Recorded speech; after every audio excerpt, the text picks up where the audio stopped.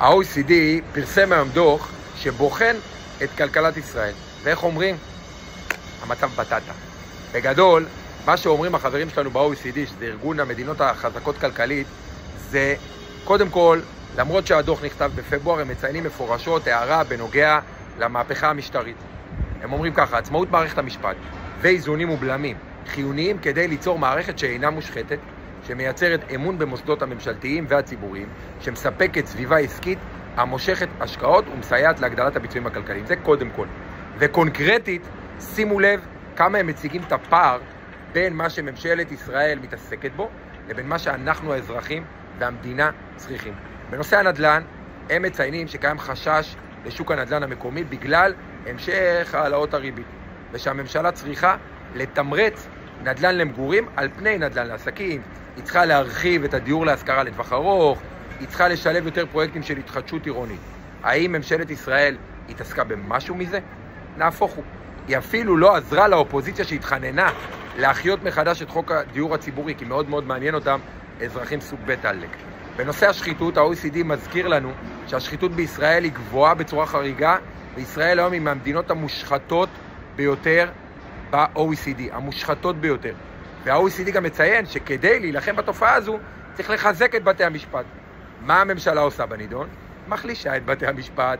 ולא רק זה, היא גם נותנת לדודי אמסלם, השר במשרד המשפטים, כי יש לנו כבר יותר משר בכל משרד, היא נותנת לו את הרשות לחברות ממשלתיות, כדי שיהיה ככה קר פורה לג'ובים לחברים. היא רוצה להפוך את השופטים למינויים פוליטיים, היא רוצה להפוך את היועצים המשפטיים למינויים פוליטיים. בקיצור, לא רק שהיא לא מטפלת בשחיתות, היא עוד מרחיבה ובונה קרקע להתרחבות השחיתות השלטונית, על מלא מלא מה שנקרא.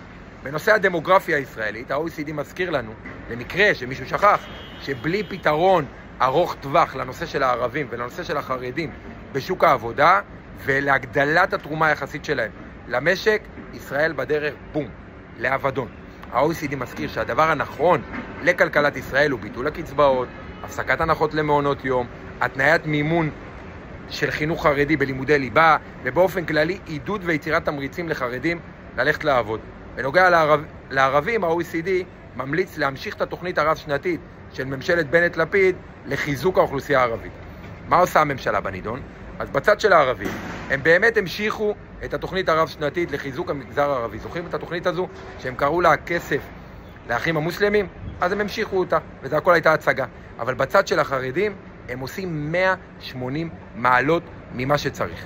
הם מקדמים חוק יסוד לימוד תורה, הם מגדילים את תקציבי הישיבות, הם מוותרים על לימודי ליבה, הם מגדילים קצבאות, הם מעניקים שוברי מזון, או כמו שאומרים, הפוך גוטה הפוך.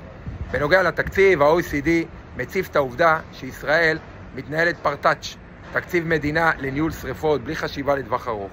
בנוגע לפערים חברתיים, מה שנקרא אזרחים סוג ב', ה-OECD מציף את העובדה שבישראל יש היום שתי כלכלות, כלכלת ההייטק שדוחף את המשק קדימה ושאר המשק.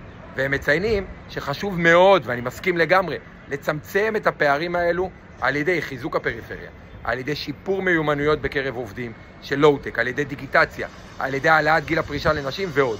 מה ממשלת ישראל עושה? בדיוק הפוך. מרסקת את ענף ההייטק ומביאה אותו לרבעון הכי גרוע מאז 2018 ומוציאה מפה כספים. לא מתעסקת בחינוך, לא מתעסקת בצמצום פערים. הרי הרבה יותר קל לדבר על אזרחים סוג ב' מאשר לנסות באמת לעזור לכולם לקבל הזדמנות שווה. בנוגע לרגולציה, ה-OECD מדבר על זה שצריך להסיר חסמים ולהוריד את היקף הרגולציה בארץ. מה עושה ממשלת ישראל? לא הרבה. היא אמנם דיברה בקמפיין על הורדת חסמים, אבל בפועל מי שהוריד חסמים בשנים האחרונות היה ממשלת בנט-לפיד. מה בנוגע לרפואה? אז ה-OECD מדבר על הצורך להגדיל את כמות הרופאים ולעודד רופאים להגיע לפריפריה ועוד כל מיני מהלכים בתחום הרפואה. מה עושה הממשלה? כמעט כלום. אין לנו אפילו שר בריאות. דרעי נפסל, ואין לנו שר בריאות ושר פנים, כי שומרים לו את התפקידים האלה. ולכינוח, גם גלית דיסטל, שרת הפרופוגנדה, קוראת לשלול רישיונות לרופאים שיצאו להפגין ושבתו. בקיצור, אני חושב שזו דוגמה מצוינת להראות איפה ממשלת ישראל ואיפה אנחנו האזרחים. אנחנו צריכים כלכלה מתפקדת וממשלה מתפקדת, וממשלת ישראל מתעסקת בעצמה, בחברים שלה, בממשלת נתניהו, במשפחת נתניהו, בחברים של כולם שם, בחרדים, במשיחיסטים, ולא בנו. לא ישראל הראשונה, ולא ישראל השנייה, ולא ישראל השלישית. רק בעצמם.